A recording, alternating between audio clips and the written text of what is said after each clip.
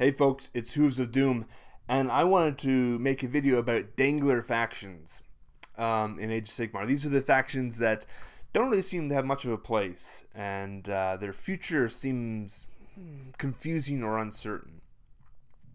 Obviously we've known about the different factions for some time, ever since the Compendium Scrolls were released, and we saw that they each had a unique keyword that was different. And the keywords are very important for the gameplay. But in old Warhammer, there were about 14 different factions in 8th edition, different armies, right? A couple more if you include armies from Forge World and so on and so forth. For Age of Sigmar, there are about 63 factions. Plus a couple more from Forge World. And so it's like 63 compared to 14. Why did they go down this route? Like, why divide up all the armies so extensively? Now, most of these are by keyword, but they're not exclusively by keyword. And I'm confused about why they decided to, they didn't need to separate them to that extent, right? They could have included a few different things and just included all the exact same keyword, I guess. I mean, obviously this has to do with what rules work with what units, but it just seems an excessive degree.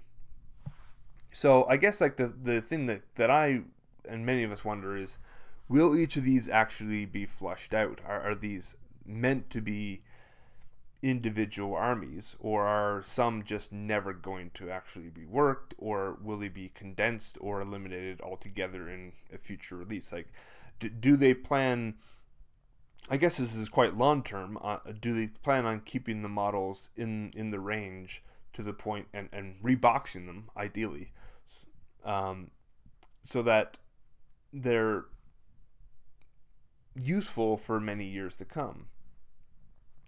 If they're just waiting for these models for some of these to get outdated and then they'll kind of drop off, I guess that's a completely different thing. But it used to be very difficult, obviously, for Games Workshop to keep up to date with even the factions during 8th edition. And so, when you multiply that by a number of times, that makes it really difficult to do. If they are truly going to release all these as individual armies, that just seems like an impossible task. On the other hand, they have released several different armies this year alone, which is, my point being is that their release schedules definitely have been put on a faster track than for many years, definitely the fastest it's ever been.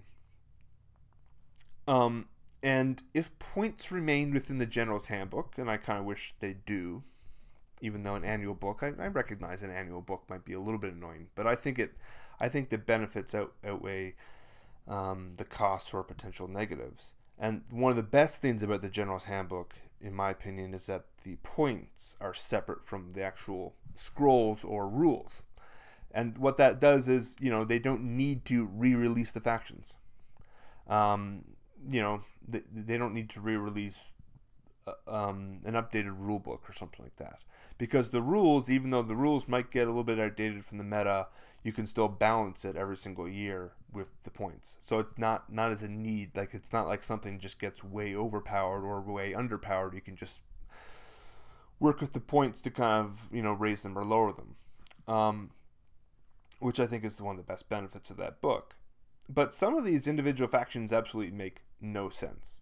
And I like playing unique armies. I kind of, going forward, I'm still stuck in the old world mentality of like, okay, each of these are a unique army, and maybe I might pick and choose a couple other things and add them in. But for the most part, I'm going to try to stick with the unique faction for the entire army if possible, because I like that. And the idea of having that many different armies is really appealing to me, because when you're doing battle reports or just even playing the game, that's a huge amount of variety. it's not going to be the exact same armies playing up against each other. It's especially if these get flushed out, and I expect them to, and I also expect some of the look of these armies to definitely change with the updates as well. So,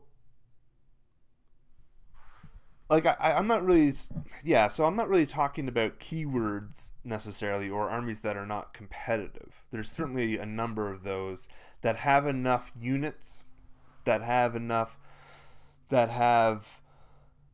a, a battle line, you know, specifically for that faction, but they're just not that great right now, and we're kind of maybe hoping for a battle tome or maybe a couple new releases.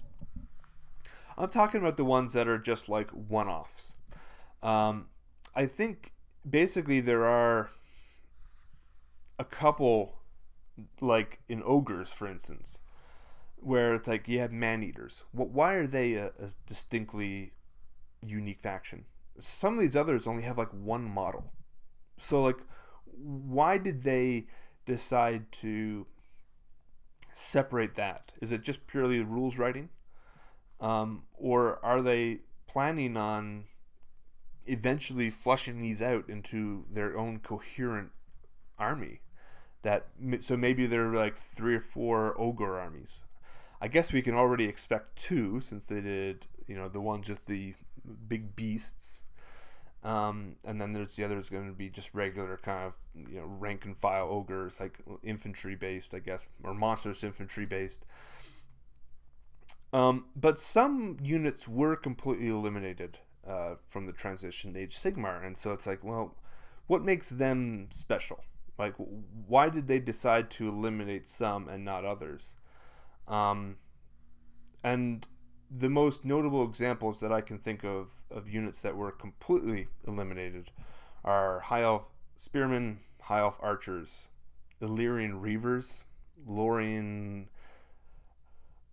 a Guard for High Elves.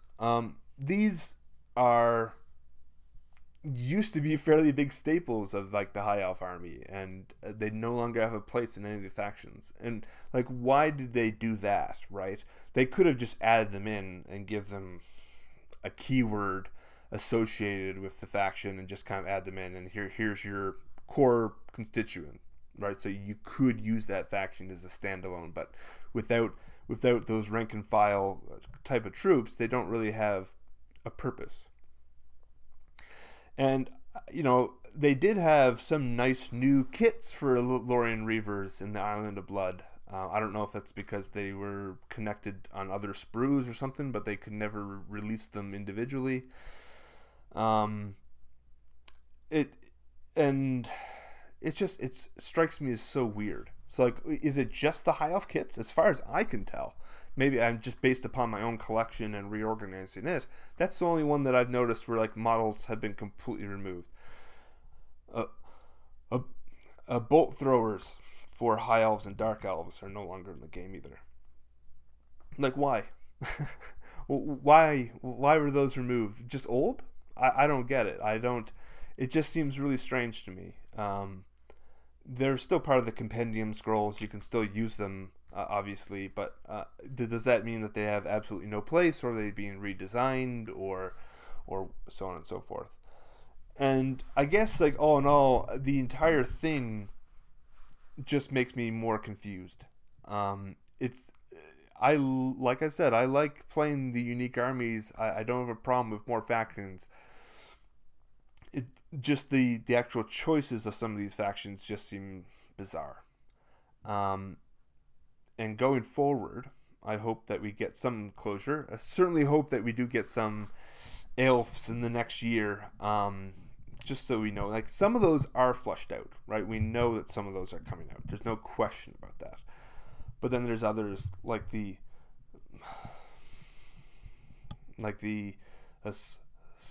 Swift Hawk agents. What's the point? Like, again, is it just because those units were new that they decided to keep them in production? I don't know. They don't really make a lot of sense. And because they're a distinctive faction, like I totally get, where someone like Tom in Warhammer Weekly is really concerned because they're not a good choice in match play, like at all. So why have them?